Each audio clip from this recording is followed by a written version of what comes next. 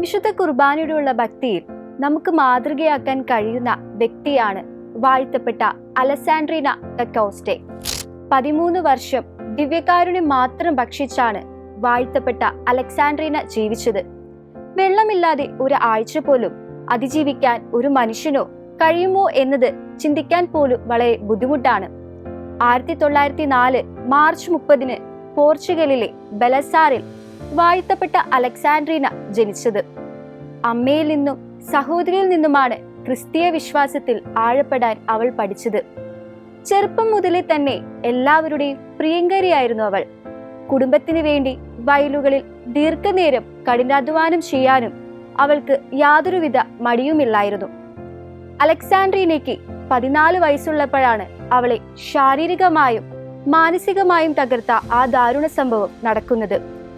1918 ദുഃഖ ശനിയാഴ്ച അലക്സാൻഡ്രീനായും സഹോദരിയായ ഡിയോലിന്റെയും ഒരു യുവാവും തയ്യൽ ജോലി ചെയ്തുകൊണ്ടിരിക്കുമ്പോൾ 3 പുരുഷന്മാർ അവരുടെ വീട്ടിൽ അതിക്രമിച്ചു കയറുകയും അവരെ ലൈംഗികമായി പീഡിപ്പിക്കാൻ ശ്രമിക്കുകയും ചെയ്തു. അവളുടെ പരിശുദ്ധി നിലനിർത്താൻ അലക്സാൻഡ്രീന 4 മീറ്റർ ഉയരത്തിലുള്ള ജനാലിൽ നിന്ന് നിലത്തേക്ക് ചാടി. വീഴ്ചയിൽ അവൾക്ക് നിരവധി പരിക്കുകൾ പറ്റിയിരുന്നു. അവളെ ചികിത്സിച്ച ഡോക്ടർമാർ അവളുടെ അവസ്ഥ ഒരിക്കലും മാറില്ലെന്നും അവളുടെ പക്ഷാഘാതം കൂടുതൽ വഷളാകുമെന്ന് വിധിയെഴുതി. തന്റെ വേദനകൾക്കിടയിലും 19 വയസ്സ് വരെ അലക്സാൻഡ്രീന സ്വയം നിലത്തിഴിഞ്ഞ് പള്ളിയിൽ കുർബാനയ്ക്ക് പോയിരുന്നത് ഇടവകയിലുള്ളവരെ അത്ഭുതപ്പെടുത്തിയിരുന്നു. എന്നാൽ പക്ഷാഘാതവും വേദനയും വർദ്ധിച്ചതിനെ തുടർന്ന് അവൾ പൂർണ്ണമായും കിടപ്പുരോഗിയായി. വേദനയ്ക്കിടയിലും നിരാശയാകാതെ സുഖം പ്രാപിച്ചാൽ സന്യാസം സ്വീകരിക്കാമെന്നും പരിശുദ്ധ അമ്മയുടെ അത്ഭുത രോഗശാന്തിക്കായും അവൾ നിരന്തരം പ്രാർത്ഥിച്ചുകൊണ്ടിരുന്നു. പതിയെ അവൾ മനസ്സിലാക്കി തുടങ്ങി സഹനമാണ് തന്റെ വഴിയെന്ന്. അങ്ങനെ സഹനം അവൾ സന്തോഷത്തോടെ സ്വീകരിക്കാനും തുടങ്ങി.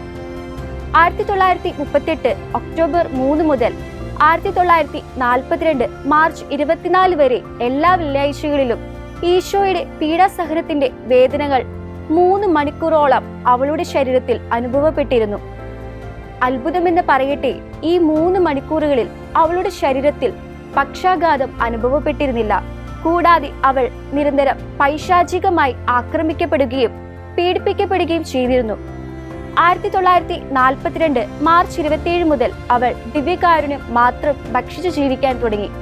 മറ്റു തരത്തിലുള്ള ഭക്ഷണവും അവൾ കഴിച്ചിരുന്നില്ല. 33 കിലോഗ്രാം മാത്രമായിരുന്നു അന്ന് അവളുടെ ഭാരം. ഡോക്ടർമാർ വരെ അവളുടെ ജീവിതം കണ്ട് അത്ഭുതപ്പെട്ടു. 1955 ഒക്ടോബർ 13 ആണ് അലക്സാൻഡ്രീന നിത്യസമ്മാനത്തിനായി വിളിക്കപ്പെട്ടത്. അവളുടെ അവസാന വാക്കുകൾ സ്വർഗത്തിലേക്ക് പോകുന്നതിൽ ഞാൻ സന്തുഷ്ടിയാണ് എന്നായിരുന്നു. 2004 ഏപ്രിൽ 26 ജോൺ പോൾ II മാർപ്പാപ്പ ആണ് അവളെ വാഴ്ത്തപ്പെട്ടവളായി പ്രഖ്യാപിച്ചത്.